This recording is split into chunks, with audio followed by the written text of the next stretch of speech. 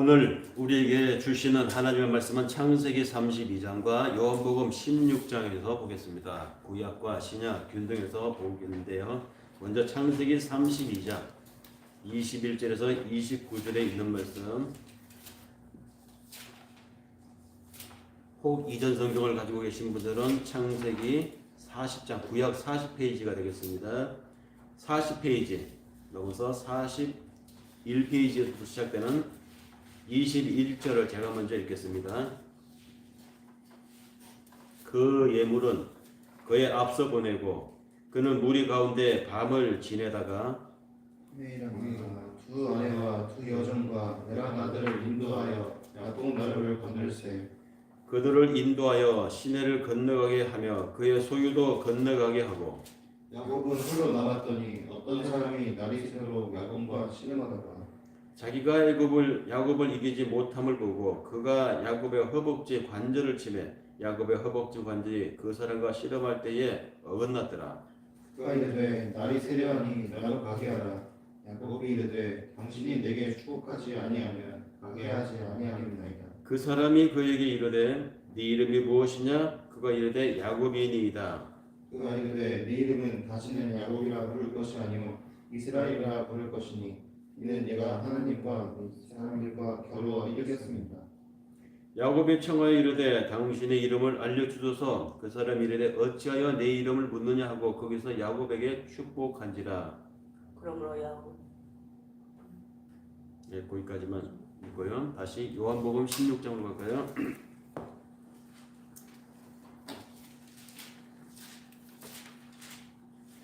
(16장) 이전 성경으로는 신약 153페이지에 나열되어 있는 16장 19절에서 24절까지의 말씀 중에 제가 19절을 먼저 읽겠습니다. 예수께서 그 묻고자 함을 하시고 이르시되 내 말이 조금 있으면 나를 보지 못하겠고 또 조금 있으면 나를 보리라 하므로 서로 문의하느냐. 내가 진실로 너희에게 이르노니 너희는 곡하고 애통하겠으나 세상은 기뻐하리라. 너희는 근심하겠으나 너희 근심이 도리어 기쁨이 되리라. 여자가 해산하게 되면 그때가 이르렀으므로 근심하나 아기를 낳으면 세상에 사람 난 기쁨으로 말미암아 그 고통을 다시 기억하지 아니하느니라. 지금은 너희가 근심하나 내가 다시 너희를 보리니 너희 마음이 기쁠 것이요 너희 기쁨을 빼앗을 자가 없으리라. 그날에는 너희가 아무것도 내게 묻지 아니하리라. 내가 진실로 너희에게 이르노니 너희가 무엇이든지 아버지께 구하는 것을 내 이름으로 주시리라. 지금까지는 너희가 내 이름으로 아무것도 구하지 아니하였으나 구하라 그리하면 받으리니 너희 기쁨이 충만하리라. 드려진 예물 봉헌의 시간 갖겠습니다.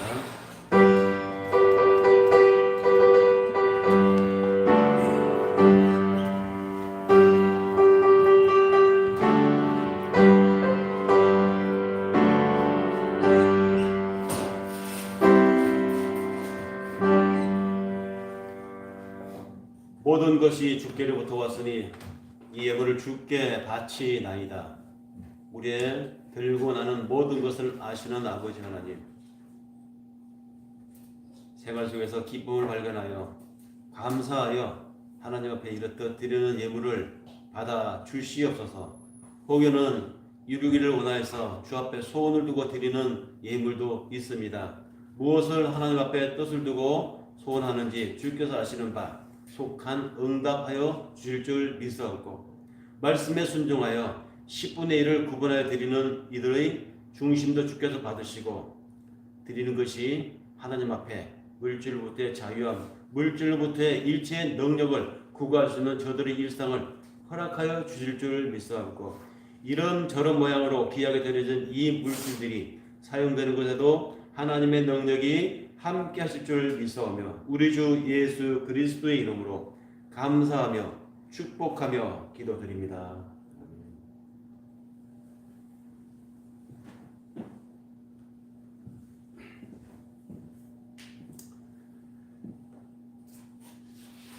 오늘 말씀의 제목은 야곱에서 이스라엘로 라고 하는 제목의 말씀입니다. 창세기 32장의 부분적으로 읽은 내용은 야곱이 이스라엘로 변하는 장면의 내용이 소개되어 있는 부분입니다. 그런데 뜬금없이 요한복음 16장 19절에서 24절에 이르는 말씀은 도무지 이해하기가 어렵고 혼란스러운 좀 난해한 구절입니다. 창세기 32장에 야곱이 이스라엘을 변하는 이야기와 예수께서 죽음을 앞두고 제자들에게 당신의 행적과 그로 인해서 제자들에게 향후 닥치게 될 일들이 무슨 상관이 있는가, 좀 매치시기가 어려운 두 본문인데요. 오늘 저는 이 본문을 통해서 구약의 야곱의 이야기와 신약의 예수님의 죽음을 앞둔, 그래서 그 얘기를 들은 제자들의 음울해지는 이 장면을 통해서 현실 속에서 우리가 신앙으로 무엇을 추구해야 되고 그런 삶을 살아가는 과정에서 우리가 어떤 기분을 종종 겪게 되는지, 그래서 겪었던 그 기분에서 그들을 주저앉아 살 것인지 아니면 다시 한번 추스리고 일어나야 될 것인지, 추스리고 일어나야 된다면 어떤 원칙에서 어떤 방법으로 일어나야 될 것인가를 두 본문을 통해서 말씀을 전하고자 합니다. 길고 긴 방역의 기간이 지금도 진행 중입니다. 이제 백신이 배포되었고요. 치료제도 나왔다고 합니다. 그래서 벌써 오늘까지만 해도 70만 명 가까운 전문 인력 중심으로의 백신 방역이 지금 진행되고 있죠. 백신만 빨리빨리 공급만 된다고 하면 하루에 100만 명도 보급을 할 수 있다고 하는 방역 체계의 얘기를 들어보니까 이제 끝이 다가오는 것 같다라는 안심이 들기도 합니다. 그렇지만 우리는 여전히 대면 예배를 드리지 못하고 이렇게 5인 미만 예배를 이렇게 모여서 드리고 있습니다. 여전히 우리는 동영상 예배로 가정의 각 곳에서 이렇게 드리고 있는데요. 아직은 마음을 놓을 단계가 아니기 때문입니다. 지금도 400명에서 500명 사이를 왔다 갔다 하는 확진자 수가 유지되고 있기 때문입니다. 지난주인가요? 지난주에 그 여의도에 무슨 백화점이 오픈을 했다고 하는데, 매머드 백화점이 오픈을 한 그곳에 확진자가 나왔다고 하죠. 그런데 확진자가 나왔다고 소개하는 그 기사 속에는 그 백화점을 오픈해서 방문한 사람의 수가 1일 100만 명 가까이 되었다고 하는 보도도 있었습니다. 거기는 2m 거리 띄우기도 없었고요. 화면에서 보니까 사람들이 촘촘히 이 가게 저 가게 샵으로 막 옮겨 다니는 걸 보면서 너무 빨리 마음을 놓는 것은 아닌가. 사람들이 백신이 이제 보급이 되고 치료제도 나왔다고 하니까 너무 쉽게 빨리 마음을 놓는 것은 아닌가 걱정이 되기도 합니다. 방역 전문가들은 지금이 굉장히 위기라고 하죠. 이게 200명대로 100명대로 빨리 떨어져야 되는데 300명대로 떨어졌다가 400명대로 다시 확 올라가고 이러기는 벌써 2주째 계속되고 있습니다. 그래서 더 긴장을 한다는 것이죠. 긴장하는 이유가 사람들이 마음을 놓기 때문이라는 것입니다. 이제는 만성이 되었는지, 이제는 일상화가 되었는지 경각심도 별로 안 간 것 아닌가, 이런 것을 우려를 한다고 합니다. 축구 경기를 보다 보면 그 해설자가 하는 말이 종종 이런 말이 있습니다. 축구 경기 시작 5분, 그 다음 마치는 마지막 5분이 가장 중요하다. 이게 뭡니까? 처음에는 서로 긴장하죠. 긴장해서 어떻게 이 타이트한 그 경기 준비가, 마음의 준비가 되어 있지 않는 상태에서 그 5분 사이에 어떻게 하다가 그냥 골을 먹을 수 있다는 것입니다. 그래서 시작 5분이 중요하다는 것이고, 마치는 마지막 5분이 또 중요하다는 이유는 뭐죠? 다 이긴 경기니까 이제 마음을 놓을까 방심하는 순간 또 골을 먹을 수 있기 때문에, 그래서 축구 경기는 시작 5분, 마지막 5분이 중요하다, 그런 말이 있습니다. 실제로 그런 사례가 경기에서 종종 일어납니다. 조심해야죠. 그래서 지금 구청에서 또는 서울시 당국에서 이 교회에 저한테 오는 공문에 예배 인원의 10%, 공간의 10%는 예배를 드려도 된다고, 대면 예배를 부분 허락을 한다고는 합니다만은 저희는 그것에 매이지 않고 조금 더 확실한 방역의 마음이 놓을 단계에 될 때까지는 이 비대면 영상 예배를 지속할 생각입니다. 저도 가능하면은 많은 모임에 가지 않으려고 했고, 그래서 우리 소중한 우리 그 담주자 선생님의 결혼식까지 저희는 가지 못할 정도로 이 사람 모임에 가지 않는 것이 지금은 이웃을 사랑하는 것이다 이렇게 하고 있었지만, 그럼에도 불구하고 하나도 안 만날 수는 없잖아요. 안 다닐 수는 없지 않습니까? 그래서 다니다가 혹시 내가 갔던 그 경로에 내가 만났던 사람들 중에 어떤 사람의 연결된 어떤 사람이 확진자가 나왔다고 하면 그냥 가슴을 쓸어내리게 됩니다. 나 그러면 혹시 그 사람 만났던 이 사람을 통해서 나는 괜찮은가? 내가 만약에 괜찮지 않다면 나와 같이 매일 밥을 먹는 사람은 또 어떨 것인가? 굉장히 막 결과가 나올 때까지 마음을 졸이죠. 걱정, 불안, 근심 막 쌓입니다. 그랬다가 그 연결도상, 경로도상에서 나와 스쳤던 사람이 음성이라는 한계를 받게 되면 그때서야 이제 마음이 편히 가라앉아 열리면서 안심이 되는데요.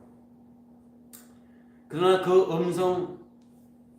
음성이라고 그 결과를 받기 전까지는 얼마나 우리가 걱정을 합니까?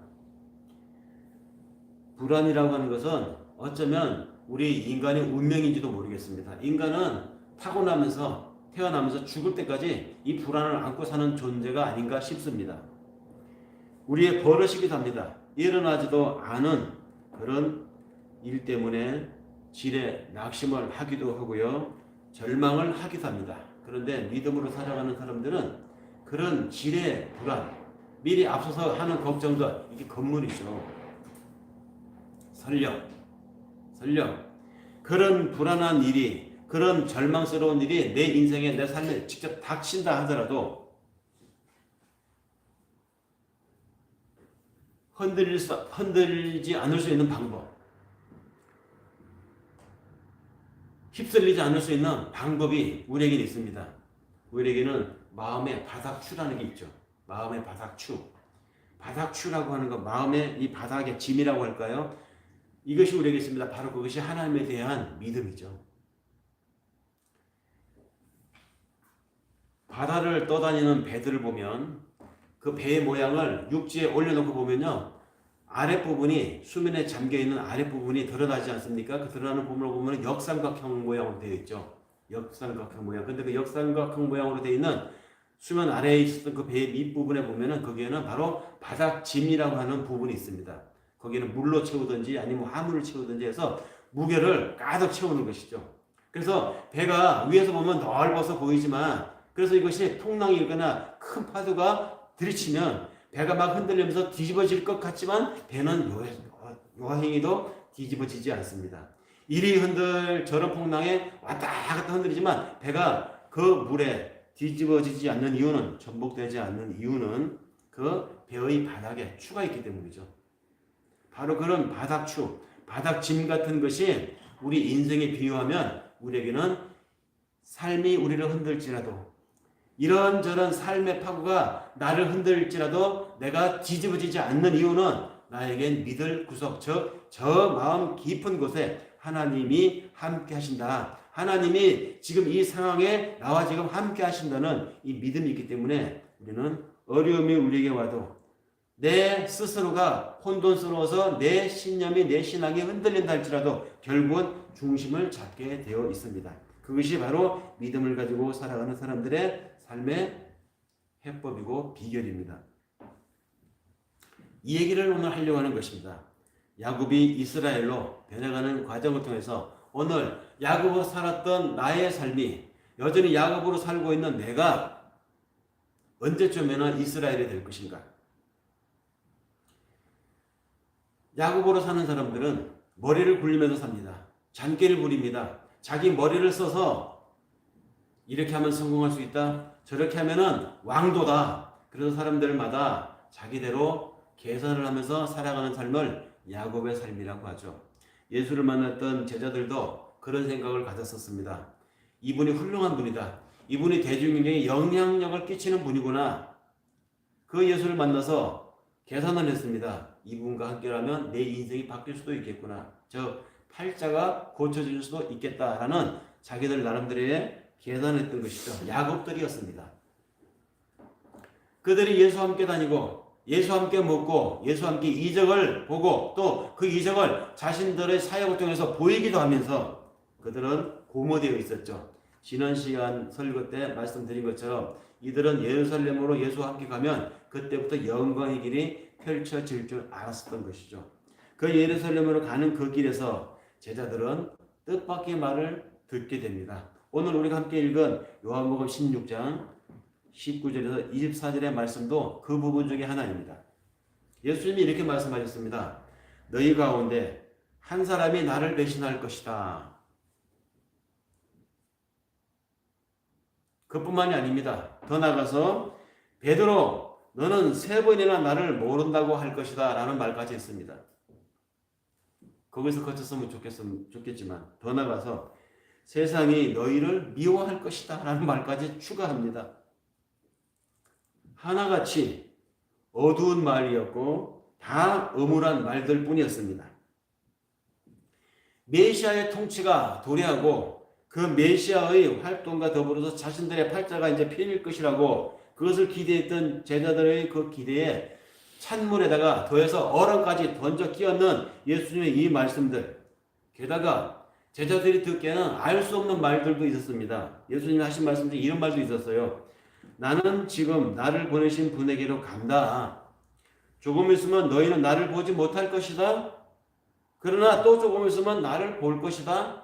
도대체 이게 무슨 말인가요? 제자들은 혼란스러웠습니다.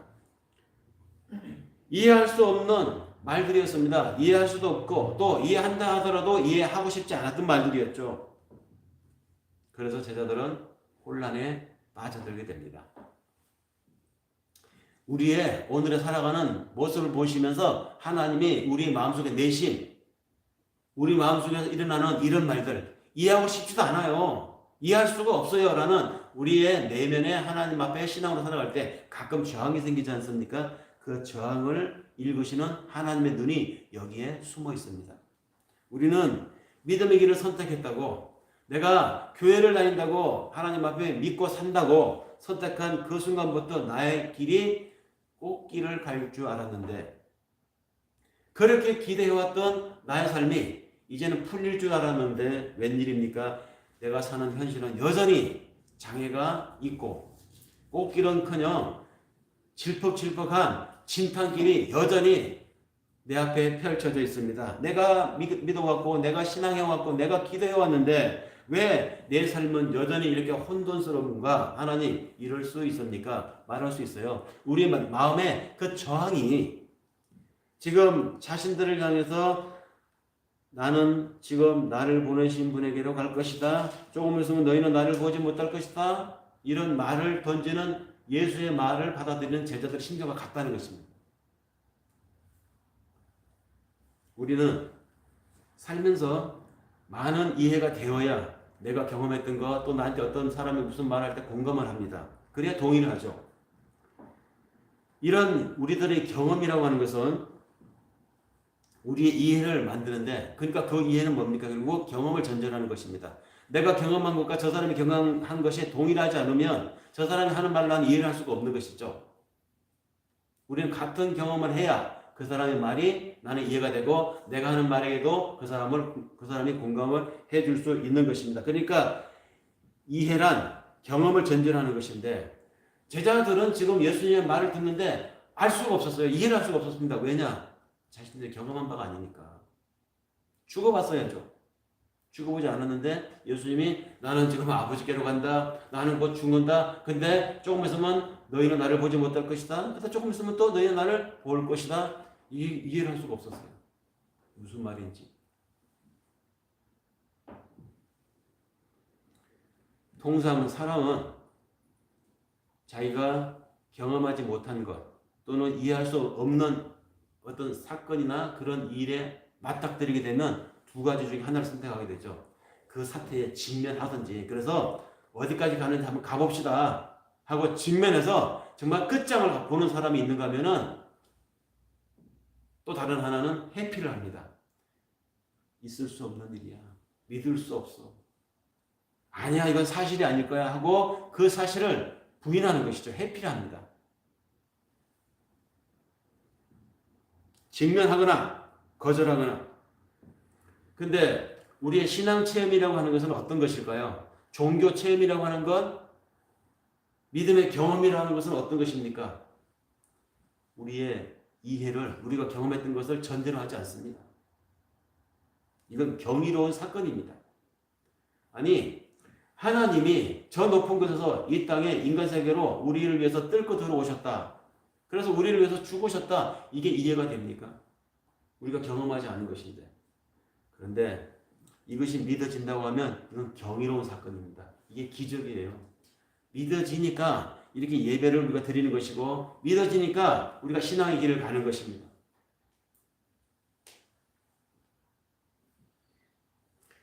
그래서 우리의 합리적인 자각을 깨트리고, 그래서 그 경이로운 경험을 통한 새로운 질서가 우리의 삶에, 내 신념에, 내 삶의 가치관에 서서히 안착해 나가는 과정, 이것이 신앙의 과정이고 이것이 믿음에 가는 길입니다. 그러니까 믿어진다는 것은 합리적인 것임을 넘어서는 사건이죠. 기적의 사건입니다. 이런 성스러운 경험에 우리 인간이 어떤 반응을 보였는가? 나는 어떤 반응을 그때 보였던가? 뭐 멀리 갈 것도 없이 성경 하나 치다 보면 그 대표적인 인물 두 사람을 볼 수가 있습니다. 모세 그리고 베드로. 모세, 이 사람은 어떻게 이 경이로운 사건을 경험했습니까? 출애굽기 읽어보면 사건이 나오지 않습니까? 호렙산을 모세가 갔습니다. 그런데 간 그곳에서 떨기나무 거기 사이에서 하나님의 불꽃을 본 것입니다. 불은 타고 있는데 타지 않는 떨기나무 사이에서 하나님의 임재를 모세가 경험했던 것이죠. 그때 그 타는 떨기나무 사이에서 불꽃 속에서 하나님이 모세를 향해서 말씀을 하십니다. 모세야 모세야, 네가 지금 서 있는 곳은 거룩한 곳이니 네 신발을 벗어라. 이 말은 무슨 얘기입니까? 상징인데 무슨 의미의 상징이겠어요? 네 신던 신발 뭐죠? 네가 지금까지 합리적으로 생각해왔던 것들, 네가 이해해왔던 너의 이전의 경험축들, 그것이 너의 신발로 상징된 것이, 그걸 벗어버리라는 것입니다. 어디에? 여기 거룩한 곳이니까. 하나님의 경의를 경험하는 여기에서는 그러한 것들로 네가 해석하려고 하지 말고 그 틀에 맞추지 하지 마라. 하나님의 일이다. 이것이 네가 서 있는 곳은 거룩한 곳이네. 네 신발을 벗어버리라. 하나님이 이렇게 말씀하십니다. 똑같은 요구를 하나님이 오늘 우리들에게 하신다면 어떤 버전, 어떤 용어로 말씀하실 것 같아요? 하나님이 네 인생에, 하나님이 오늘 이 역사 속에 임하시는 이 경이로운 사건을 너의 경험축으로, 너의 지식으로, 너의 부분적인 너의 알무로 제한하려고 하지 말라는 것입니다. 그딴 거 벗어 던지라는 것입니다. 이 경이로운 경험을 통해서 모세는 출애굽이라고 하는 어마어마한 사역자가 되죠. 베드로는 또 어떻습니까? 베드로는 이 어마어마한 분을, 이 경이로운 경험을 하게 되니까 고백을 합니다. 밤새도록 고기를 잡으려고 여기저기 금을 썼지만 이 어업 전문가 아닙니까? 그런데 고기 한 마리도 못 잡은 그가 예수님이 저 깊은 곳에, 저기 내가 지금 손가락 가리키는 그곳으로 가서 그물을 내려보시오 하고 포인트를 찍어준 곳에 가서 그물을 내렸더니 그물이 찢어질 만큼 많은 고기가 잡혀서 이런 어마어마한 분을 경험한 베드로가 바로 무트로 나와서 예수 앞에 무릎을 꿇고 말합니다. 주여, 나는 죄인입니다. 나는 당신 같은 사람을 감당할 수 없는 티끌과 같은 존재입니다. 나를 떠나소서. 이 고백하는 것이 정상적인 인간이에요. 어마어마한 하나님의 사건 앞에, 크신 분 앞에 작디 작은 인생이 뭐라고 하나님 앞에 내가 내 뜻이 있으니 당신은 나를 따르시오 라고 할 수 있겠습니까? 당신의 뜻보다 내 뜻이 더 크니 인정하시오. 이거 달랑거처와 같은 얘기입니다. 달랑거처 뭡니까? 큰 수레를 탄 군사가 수레를 몰고 막 가고 있는데 그 큰 수레 앞에서 많은 사마귀가 맞서겠다고 버티는 거, 이것을 달랑거처라고 하지 않습니까? 사마귀가 수레를 막아보겠다고 서 있는 형국. 하나님 앞에, 물론 이 비유도 적절하지 않아요. 이미 크기로 표시한다고 하는 자체가 적절하지 않죠. 이런 어마어마한 하나님을 경험하게 되면 우리는 인생이 꺾어지는 것입니다. 바뀌는 것입니다. 나에게서 떠나 주십시오. 나는 죄인입니다라고 고백하는 이 떨림과 두려움, 그리고 거기에 이끌림, 이런 경험이 우리들에게도 있었습니다. 지금도 일어나고 있는 것이죠. 그러니 우리가 주님을 떠나지 못하고 이렇게 하나님 앞에 목적을 두고 내 매일매일을 살아가지 않습니까? 그래서 신앙의 길을 가는 것이고요. 그래서 우리는 지금도 하나님 앞에 예배를 드리고 있습니다. 그런데 이 믿음의 세월이 내가 오늘 믿고 내일 아웃 되면 참 좋겠는데, 오늘 믿고 내일 하나님의 품으로 가면 좋겠는데, 이놈의 인생이 그렇게 금방 끝나지는 않습니다. 매일매일 살아갑니다. 앞으로도 30-40년을 더 살게 될 것입니다. 그 과정에서 우리는 흔들리고, 내가 하나님에 대한 믿음을 한 방향으로 향하고 있지만, 그러나 내 자신이 흔들릴 때도 있고, 세상의 가치관이, 세상의 무기가 나를 흔들어서 내 환경이 나를 흔들 때도 있습니다. 환경에 의해서 흔들릴 때도 있고, 친구에 의해서 흔들릴 때도 있고, 동료의 성공이 나를 흔들 때도 있고, 그런 것을 보면서 혼란스러운 내 마음이 나를 흔들 때도 있습니다. 여전히 나는 믿음의 삶을 살고 있지만 내 삶이 계속되고 있는 까닭에 내 삶이 흔들립니다. 흔들리니까 내가 믿어왔던 것들이 혼란스러울 때가 여전히 발생합니다. 제자들은 예루살렘을 향하는 길에서 예수님 이 말씀 듣고 이제 두려움에 직면하게 되었습니다. 조금 있으면 주님을 볼 수 없을 것이다. 또 조금 있으면 주님을 볼 수 있게 된다. 이런 말씀 때문에 더 혼란스러웠습니다. 어떡하라는 것이야? 어쩌자는 것이야? 도대체 무슨 말이야? 게다가 주님은 수수께끼 같은 말씀까지 하십니다. 이렇게 말했죠. 너희는 울며 애통하겠으나 세상은 기뻐할 것이다. 너희는 근심에 쌓여도 그 근심이 곧 기쁨으로 변할 것이다. 요한복음 16장 20절에 있는 이 말씀이 도대체 무슨 말인가? 저들은 나름대로 마음속에 각각 생각했습니다. 도대체 무슨 뜻일까? 무슨 말일까? 왜 이런 말을 하시는 건가? 이 말은 머지않아 자신에게 닥칠 십자가 사건에 제자들이 보일 반응을 예수님이 내다보고 하신 말씀이었습니다. 함께 꿈꿔왔던 하나님의 나라, 그 나라가 이 땅에 도래할 것이라고 하는 그 꿈이 좌절되었다고 하는 그 제자들의 자각, 이 자각은 근심이었어요. 다 틀렸구나. 이제 망했구나. 그리고 더 나가서 자신들이 랍비여, 스승이여, 주님이여 라고 따랐던 그 예수가 죽음 앞에 이르게 될 그 지경에서 자신들은 아무것도 할 수 없었다고 하는 그 무력감, 더 나가서 그 예수님이 죽음으로 잡혀 끌려가는 그 현장에 자신들을 살겠다고 도망가는, 그래서 도망갈 수밖에 없었던, 훗날 두고두고 자책을 할 수밖에 없었던 제자들의 마음, 이 마음을 예수님이 읽으시고 너희는 근심할 것이다 얘기하신 것입니다. 제자들은 애통하나, 그런데 예수님이 그 다음 말이 웃깁니다. 너희는 애통할 것이나, 그래서 너희는 근심하고 애통할 것이나 세상은 기뻐할 것이다. 이건 뭐죠? 그 세상은 도대체 누구를 가리키는 것일까요? 예수를 잡아 죽인 기득권자를 가리킵니다. 우리 이대로 이 모양 이렇게 계속 하기를 원하는 사람들이 있습니다. 경기가 어려워지고 세상에 재앙이 닥치면 그 재앙을 틈타서 오히려 자신들의 자산이 2배로 3배로 늘어나는 집단들이 있죠. 기득권자들, 돈을 많이 가지고 있는 사람들, 부자들은 오히려 세상이 어려울수록 자신들의 자산 가치가 더 높아지기 때문에 자산이 2배로 3배로 막 늘어난다고 합니다. 이런 사람들은 현실이 바뀌는 걸 원치 않습니다. 세상에 새로운 뭐가 들어왔고 이것이 뒤집어지는 걸 원치 않습니다. 그렇기 때문에 그런 사람들이 눈에 예수의 변혁, 예수의 새로운 세상, 예수의 하나님의 나라가 이 땅에 임한다는 등등등의 이런 이야기들은 재수 없는 이야기였어요. 우리들의 기득권을 파괴할 수 있는 이야기였습니다. 그래서 그들은 여러 가지 흉계를 꾸미고 여러 가지 조건들을 만들어서 결국은 예수에게 트랩을 놓고 예수를 그 덫에 빠지게 해서 예수를 십자가에 달려 죽이는 그 계획에 성공하게 된 것이죠. 예수를 제거했다. 그들은 기뻐했습니다. 그래서 예수님은 그들의 그 상태를 가리켜서 너희는 애통하나 세상은 기뻐할 것이다 라고 말씀하신 것입니다.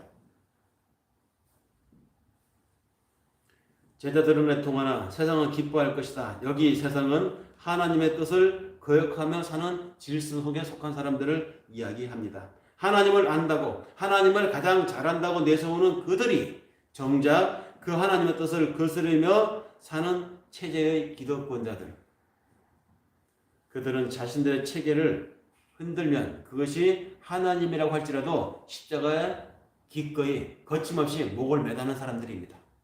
이런 사람들이 오늘 우리가 살아가는 현실 속에서도 여전히 있습니다. 성공할 수만 있다면, 우리의 이 카르텔을 유지할 수만 있다면 정의 개나 주라고. 하나님의 능력? 그래, 하나님의 능력 마음대로 얘기해 말해. 너희들끼리 그렇게 외치고 너희들끼리 그렇게 이기고 살아가. 근데 우리 이 캐슬 근처에 오지 마.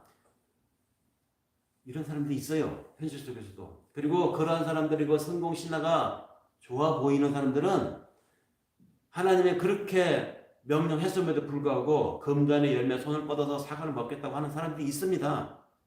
그 혼란을 극복하지 못하는 사람들은 넘어가는 사람들이죠. 아니, 내가 믿음을 가지고 있었는데 흔들려서 그렇게 된 것이 아니라 실은 처음부터 그 믿음은 위장이었고 위선이었던 것입니다. 그 마음속 근저에는 여전히 하나님의 중심축이 아니라 내가 성공, 내가 먼저라고 하는 자기 축이 있었던 것입니다. 그래서 그것을 이루기 위한 수단으로 신앙을 가정했던 것이고 그것을 이루어줄 매개자로 하나님을 찾았던 것이지, 그러니까 하나님을 위해 살았던 것이 아니라 자신을 위해 살았기 때문에 그런 기회가 오면 그냥 거침없이 손을 뻗어서 선악과에 손을 대는 사람들이 있습니다. 이런 사람들은 혼란스러운 삶을 사는 것이 아니에요. 위선을 살았던 것이고 가장의 삶을 살았던 것입니다. 그런데 그러한 사람들은 여전히 그렇게 살고 있지만 우리가 그런 사람들과 섞여서 이 세상에 살고 있습니다. 알곡과 가라지가 섞여 사는 이 현실을 우리가 살고 있습니다. 그러면 그런 현실 속에서 우리도 흔들립니다. 가끔 헷갈립니다.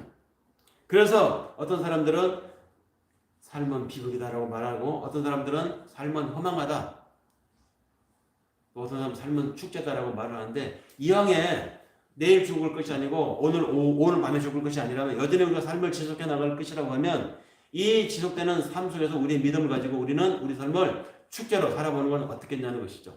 축제로. 비극을 축제로, 혼란을 질서로 만들어 보면 어떻겠냐는 것입니다. 하나님 안에서.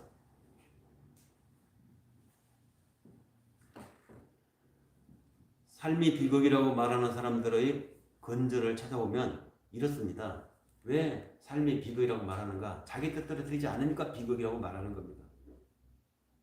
자기가 원하는 것이 있는데, 자기가 가고자 하는 방향이 있는데, 즉 자기, 나 자기가 있다는 것입니다. 그 자기 원대로 안 되고 자기가 원하는 방향대로 안 가면 그것이 실패라고 생각하고 이것은 다 끝났다고 생각합니다. 그래서 이루어지지 않은 삶을, 성취되지 않은 삶을 그는 비극이라고 말하는 것이죠. 이것이 개인적으로든 집단적으로든 인생은 비극이다, 삶은 비극이다라고 말하는 사람들의 근저에는 다 자기가 있다는 것입니다. 그런데 우리가 알아야 될 것은 우리 인간의 어리석음이 어디에서 비롯되느냐? 바로 그런 데서 비롯된다는 것입니다. 인간의 어리석음은 살아계신 하나님을 염두에 두지 않고 자기를 우선해서 사는 데서 그 비극이 비롯된다는 사실을 우리 사람들은 잘 인정을 안 해요. 그렇게 살고 있으면서 인정을 안 합니다. 하나님의 어리석음이 우리 사람의 지혜보다 낫고 하나님의 약함이 인간의 힘보다, 인간의 강함보다 더 낫다라고 하는 사실을 사람들은 인정을 잘 하지 않습니다. 이것을 인정하는 사람들은 신앙인들이고 믿음으로 사는 사람들입니다. 이것이 이해가 되세요? 힘을 믿고 살아가는 사람들은 이걸 인정을 안 해요. 나를 우선으로 살아가는 사람들은 이것이 인정되기가 어렵습니다. 이것의 가장 집약적이고 가장 구체적인 현실로 나타난 것이 십자가 사건입니다. 그래서 이 십자가 사건을 가리켜서 바울은 헬라 지혜자들에게는 미련한 것으로 보이고 율법을 추구하는 자들에게는 어리석은 것으로 보이지만 이 십자가는 믿는 자들에게는 하나님의 영광이다. 하나님의 강함이다라고 역설적인 표현을 바울이 했던 것입니다. 너희가 근심에 쌓여도 그 근심으로 근심으로 인해서 기쁨으로 변할 것이다라는 예수님의 말씀은 바로 이 사건을 두고 하신 말씀입니다. 이런 변화가 바로 하나님의 역사고 하나님의 뜻에 확고하게 현실을 살아간다고 하면 우리를 흔드는, 그래서 흔들림으로 인해서 내가 혼란스러운 이런 오늘의 삶에, 이 시대의 삶에서 나는 오히려 그런 혼란과 흔들림을 위해서 내 믿음이 더 확고해질 수 있는, 더 하나님의 함께 하심을 경험할 수 있는 경위를 우리가 발견한다는 것입니다. 그런 단서들이 우리에게 주어진다는 것이죠. 기적을 경험하게 된다는 말입니다. 주님은 친절하게도 그 한 예를 당신의 말씀 속에서 해산하는 여인의 이야기로 비유를 말씀하셨습니다. 아이를 낳기 전에는 그 아이를 낳는 그 진통 때문에 여자들이 얼마나 불안해합니까? 두렵습니다. 하지만 아이를 낳고 나면 자기 분신을 얻은 기쁨에 자기 고통을 다 잊게 됩니다. 이것을 주님은 너희가 근심에 쌓여 있어도 근심이 곧 기쁨으로 변할 것이다 라고 비유로 말씀하셨습니다. 즉 여인의 고통과 그 해산에서 얻게 되는 기쁨을 주님은 당신의 십자가 사건과 이 십자가 사건을 믿는 이후에 신도들의 기쁨을 비유로 말씀하셨습니다. 같은 맥락의 이야기입니다.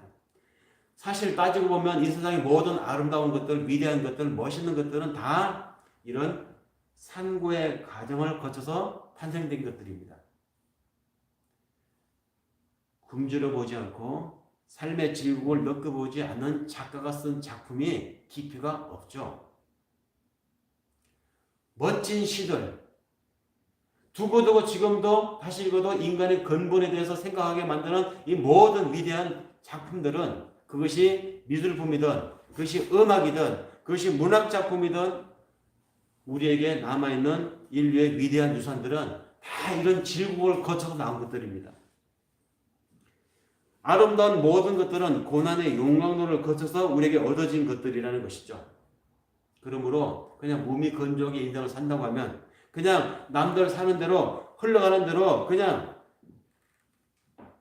살다가 한 인생을 마친다고 하면 먹고 보고 배설하고 먹고 보고 배설하고 먹고 보고 배설하고 살아가는 인생이 무슨 의미가 있겠습니까? 톨스토이의 작품 중에 이반 일리치의 죽음이라고 하는 작품이 있죠. 그가 41살 때 쓴 작품이라고 하는데요. 그 작품에 보면 이반 일리치, 이반이라고 하는 의사, 이분이 아주 훌륭한 분입니다. 성실하게 살았고 열심히 살았고 성실했고 친절했고 또 사람들로부터 존경받는 사람이었어요. 지방 판사였던 이 사람은 어느덧 나이가 돼서 결혼할 때가 돼서 이제 괜찮은 집안의 여자를 얻어서 결혼도 하게 됩니다. 교양이 있고 품격 있고 귀족 집안의 여자와 결혼해서 풍요로운 가정도, 그래서 자녀도 얻고, 그래서 일단 이렇게 살아가는 성공한 판사인 것 같았는데 아내가 아이를 낳으면서부터 약간 이 판사는 좀 지루해집니다. 자신의 삶이 직장에서 집에 와서 아이들과 놀아주는 것, 그것에 대해서 흥미를 느끼지 못합니다. 오히려 짜증이 늘어갑니다. 이게 인생인가? 이렇게 사는 게 다인가? 그래서 점점점 가정에 소홀하게 되고 가족들에게 소통을 경시하게 되는 것이죠.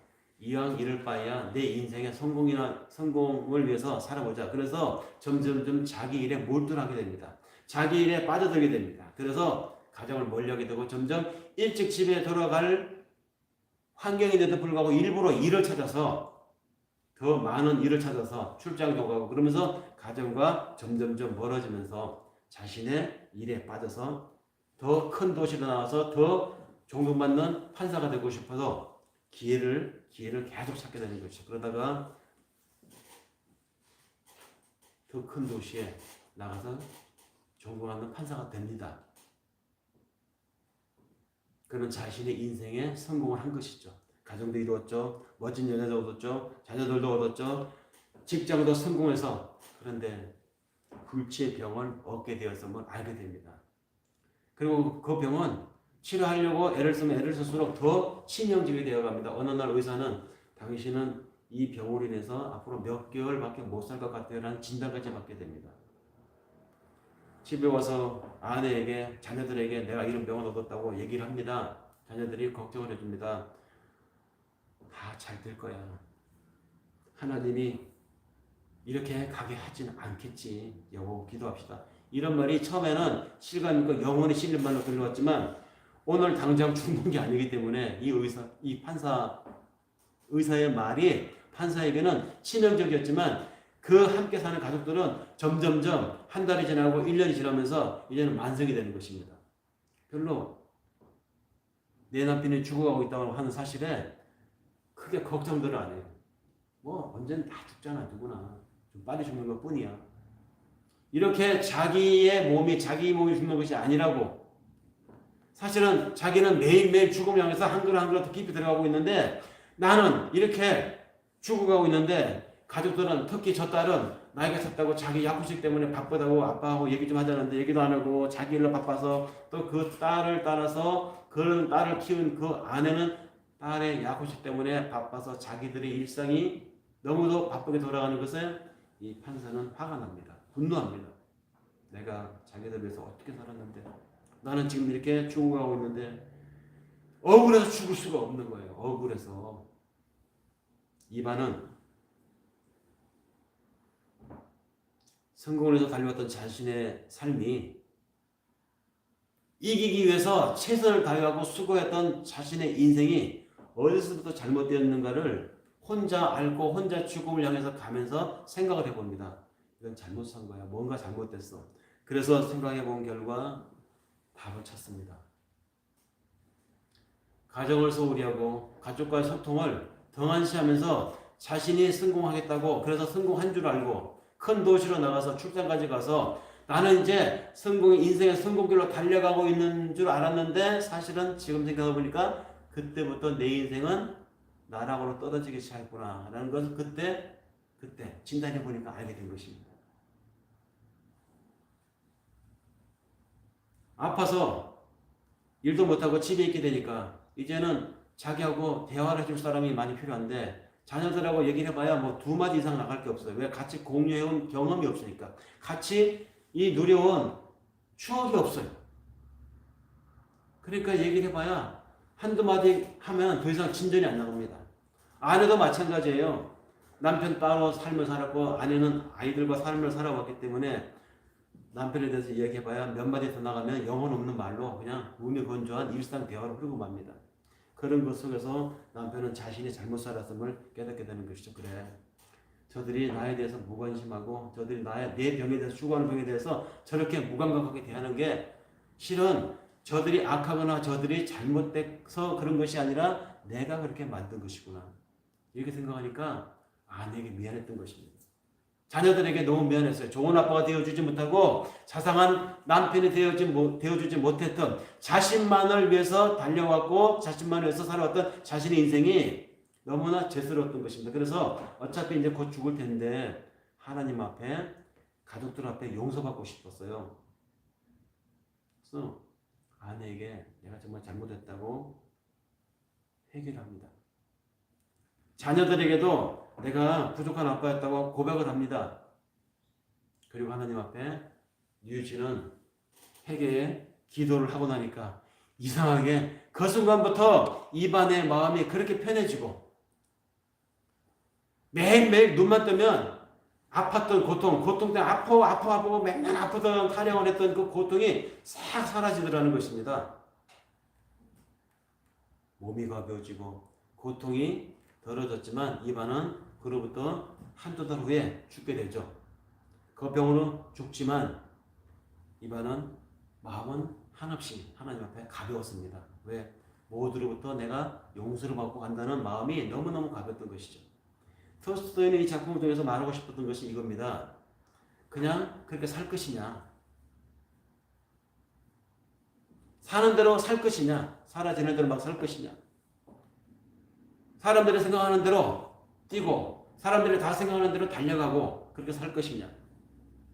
근데 정말 죽음이라는 것이 닥쳐보면 산다는 것이 왜 달려가야 하는지, 왜 그렇게 열심히 살아야 되는지에 대한 것을 다시 한번 고찰하게 만든다는 것입니다. 신앙은 우리에게 죽음이 닥치지 않아도 신앙이라고 하는 이 경이로운 사건을 우리가 경험하게 되면 우리는 살아있는 매 순간순간마다 내가 경험하는 모든 일들 속에서, 심지어는 그 일이 고통스럽다 할지라도 내가 반갑지 않는 이 고생길이라고 하더라도 그 속에서 담겨져 있는 숨겨진 복을 찾아내게 만드는 것이 바로 신앙의 힘입니다. 함께 읽은 야복강 나루에서 야곱이 천사와 씨름하는 내용은 바로 그런 것 아니겠습니까? 야곱이 곧 자신과 만날 에서 형, 옛날에 에서 형의 축복을 다 빼앗아간 전력이 있기 때문에 그 형이 자신을 만나면 반겨주는 척 하다가 옛날에 그 일을 복수하지 않을까, 이게 두려워서 야곱이 어떻게 했습니까? 형님에게 수많은 예물, 돈, 하인들 막 딸려서 보냅니다. 동생이 형님을 위해서 준비한 것들입니다. 받아주십시오. 보내놓고도 이 야곱이 어떻게 했습니까? 혹시 형이 변심을 해서 자신을 칠까봐 도망갈 준비를 하고 있었던 것이죠. 제일 사랑하는 자를 저 맨 뒷발치에 두고, 그 다음에 덜 사랑하는 자들을 그 다음 이렇게 해서 혹시 뒤돌아서 도망가더라도 손실을 입더라도 자신이 덜 아끼고 덜 사랑하는 사람부터 먼저 손실을 입도록 그렇게 진 배치를 해놓고 형을 만나기 위해서 그 밤에 기도를 했던 야곱. 여태까지도 야곱은 잠기를 부렸던 사람입니다. 머리를 굴리는 사람이었어요. 이전에 야곱이 어떤 사람이었습니까? 야곱이 형을 배신하고 아버지를 속이고 외삼촌 라반의 집으로 가다가 하나님을 경험했던 사람 아닙니까? 브엘세바에서 하나님 봤잖아요. 밤에 자다가 꿈을 꾸고 꿈속에서 천사가 오르락 내리락 천사 사다리 보지 않았습니까? 그런 야곱이었습니다. 하나님을 경험했던 사람이에요. 신앙이 있다는 사람입니다. 그럼에도 불구하고 이 상황에서 형을 만나는 두려움 앞에서 여전히 잠결을 굴리고 있는 것이 바로 신앙으로 살아가고 교회를 다니는 우리들의 오늘의 삶의 그 모습을 그대로 보여주는 모양이죠. 우리가 야곱으로 여전히 살고 있습니다.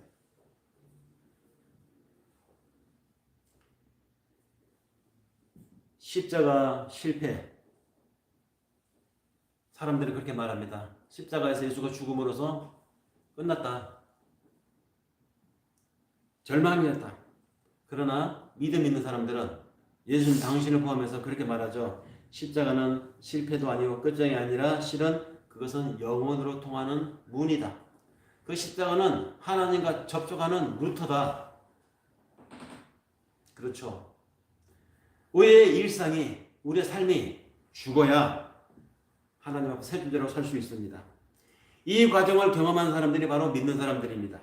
그래서 믿는 사람들은 누구도 앗아갈 수 없는 소망을 품고 살아가는 것이죠. 그 소망을 품고 살기 때문에 우리를 흔드는 현실 속에서 우리가 흔들리지 않을 수 있는 것이고, 서로 내 욕망과 하나님의 뜻이 충돌하여 혼란스러움을 겪을지언정 결국에는 하나님 안에서의 주신 질서로 우리를 다시 재정의를 할 수 있습니다. 더 큰 세계에 접속한 자답게 우리는 살 수 있는 것이죠. 일상의 근심이 없을 수는 없겠지만 삶의 일에 시달려도 중심축, 즉 가닥짐이, 신앙의 그 중심축이 우리를 잡고 있기 때문에 우리는 현실에 전복되지 않습니다.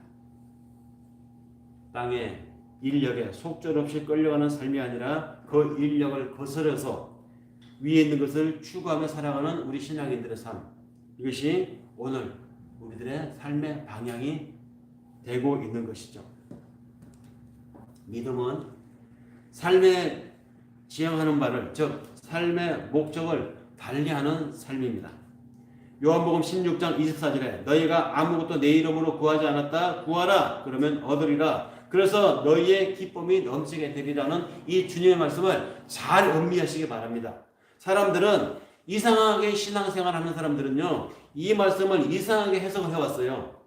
그래서 오독을 해서 어떻게 이해했냐면, 우리가 바라는 것은 무엇이나 구하면 정말로 구하는 그대로 하나님이 주신다라고, 그래서 돈을 구하고 명예를 구하고 성공을 구하고 자신의 안위를 사람들은 구해왔습니다. 그렇게 주신다고 또 믿어왔습니다.